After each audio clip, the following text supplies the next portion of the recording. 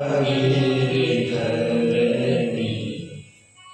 परे हित है तो इन्हें की करनी परे हित है तो इन्हें की करनी संत विकल्प सरी तारी धरणी परहित हेतु इन्हें की करनी संत हृदय नावनी के समाना कहानी कभी ने पर कहानी न जाना निज परिताप द्रवहि रावणीता स्वर दुख द्रवहि सो संत पुनीता परिताप द्रवहि रावणीता हरे दुख द्रवहि सो संत पुनीता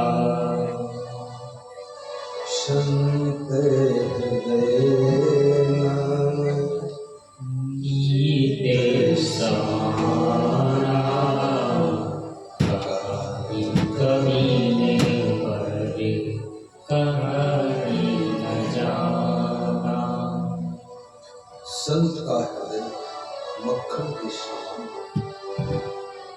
ऐसा कवियों ने कहा है, लेकिन कह नहीं पाए। क्यों? क्योंकि मक्खन को गर्म करो तब पिघलता है, लेकिन संत का हृदय स्वयं जब आग की गर्मी को पाता है तब पिघलता है, लेकिन संत दूसरों को दुख की आग में जलता हुआ देख कर ही पिघल जाता है। अतः संत का हृदय मक्खन से भी अधिक कोमल होता है। इसीलिए संत इतना भाग लेते हैं।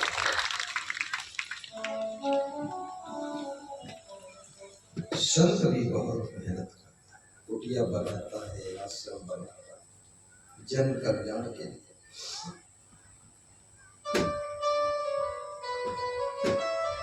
ये मैसूरी कबीर आश्रम आप लोगों के लिए ही बनाया साहब है।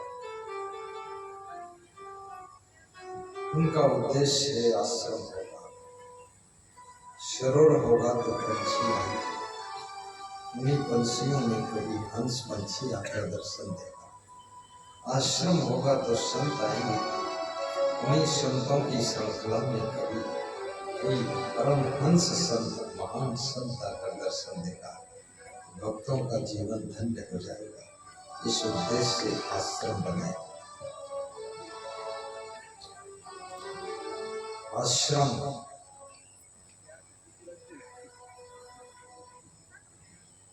बहुत आवश्यक है। आइए और श्रम कीजिए, यही आश्रम का अर्थ है। ब्रह्मचर्य आश्रम, गृहस्थ आश्रम, वानप्रस्थ आश्रम और संन्यास आश्रम, ये चार मुख्य आश्रम होते हैं।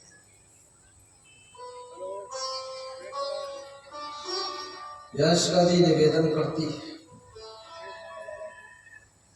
आप जिस आश्रम में हैं उस आश्रम को सुशोभित कीजिए। विद्यार्थी जीवन ब्रह्मचर्य आश्रम में रहकर सफलता को प्राप्त करता है। गृहस्थ आश्रम सृष्टि की रचना करने के लिए होता है। वानप्रस्थ आश्रम